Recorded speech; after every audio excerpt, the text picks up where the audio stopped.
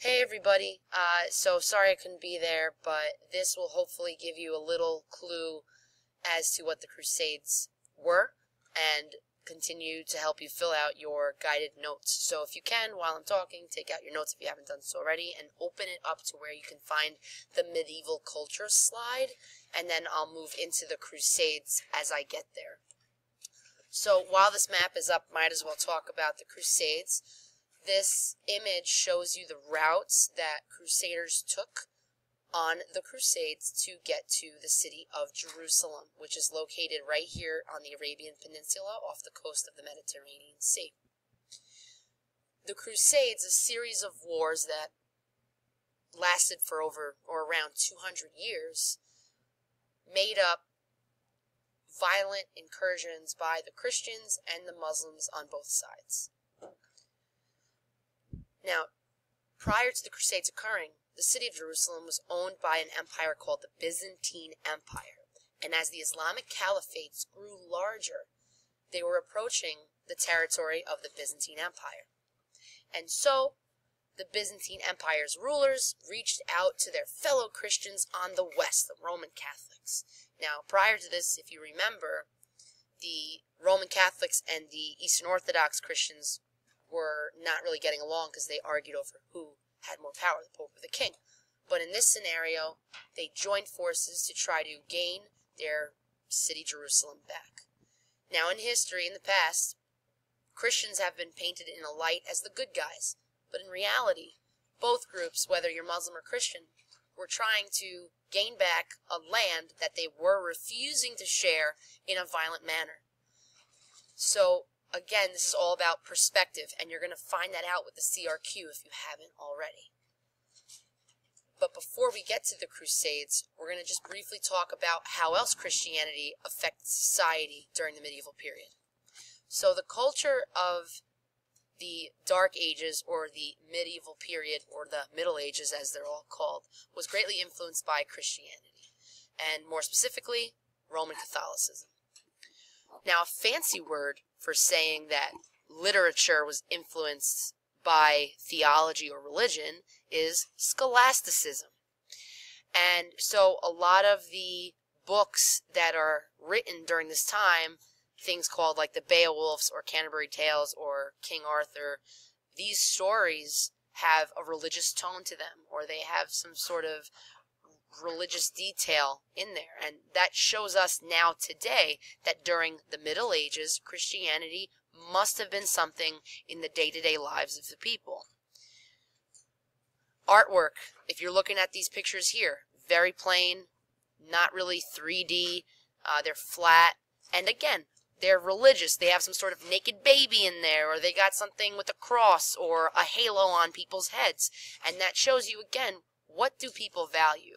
So when you go to take a multiple choice test, or you're asked to analyze art, just know that art reflects a given society's values and what they like. So talking about Christianity and being important in the day-to-day lives of the people, we look at the Crusades as being something that was very prominent in their lives. So this dude, Pope Urban II, is the leader of the Catholics on the western side of Europe. This is the leader.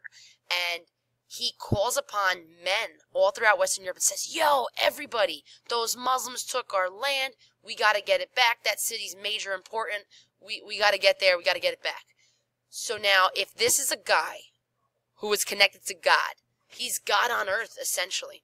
And your goal is to maintain the favor of the Holy Order, and your goal is to reach and attain heaven, you don't want to piss this guy off. And if he's asking you to go do something in the name of God, you better go do it. So kings order their knights to go. Knights rally the people and the serfs to go and get to Jerusalem somehow, some way, and defeat those Seljuk Turks, those Muslims. Now, regardless of who goes, how they get there, you have to know that Jerusalem is not next door. It's thousands of miles away, or even hundreds of miles away. And are they all trained? Are they equipped? Is there organization? And of course, there wasn't. So that's part of the reason why the Crusades will be an epic failure to the Christians, because they never actually do regain the city back. The Muslims continue to be successful almost through all the Crusades. So was Pope Urban II successful in rallying people together to go to Jerusalem? Yes, but he was not successful in claiming that Jerusalem was a Christian city towards the end.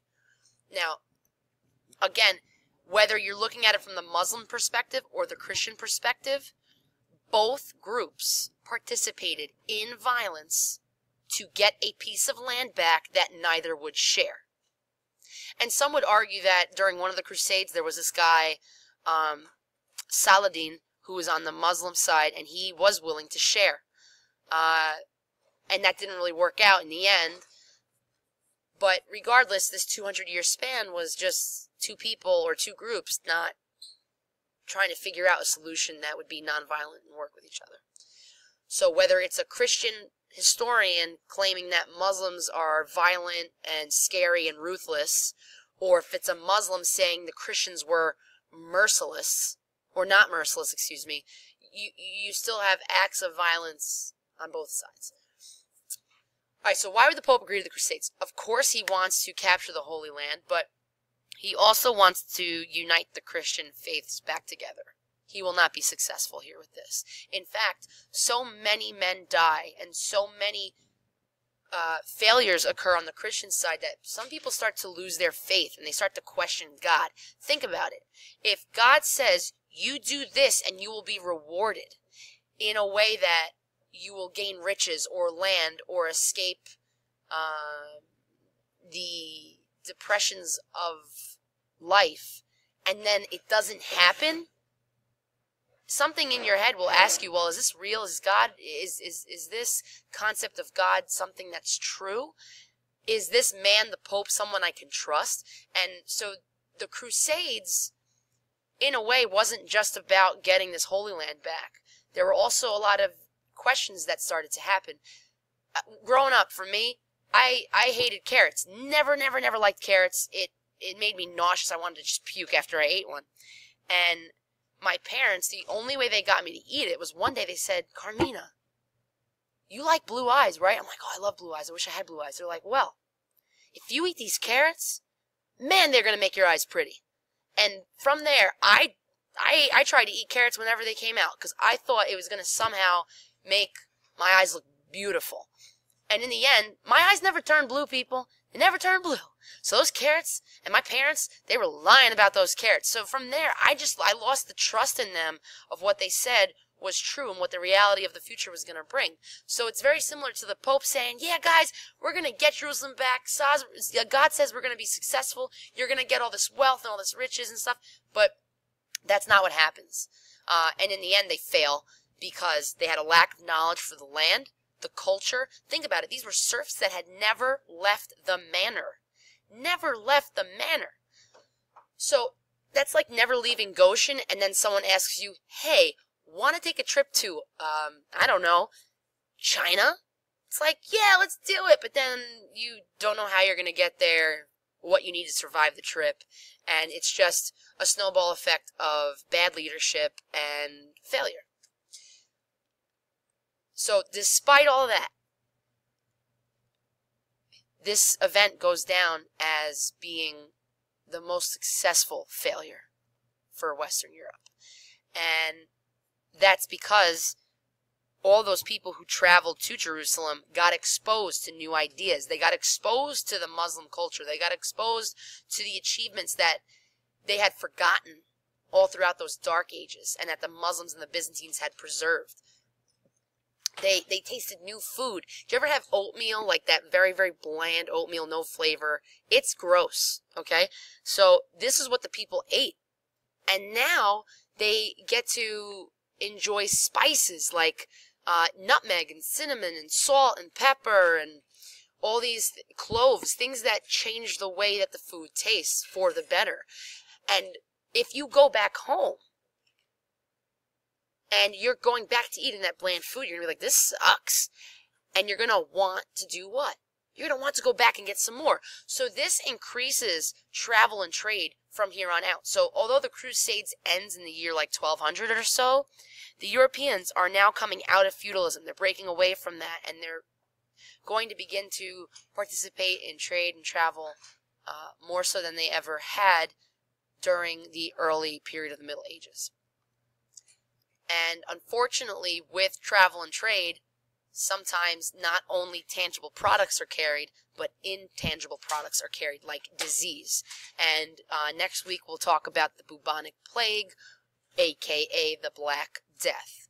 And yeah, fleas!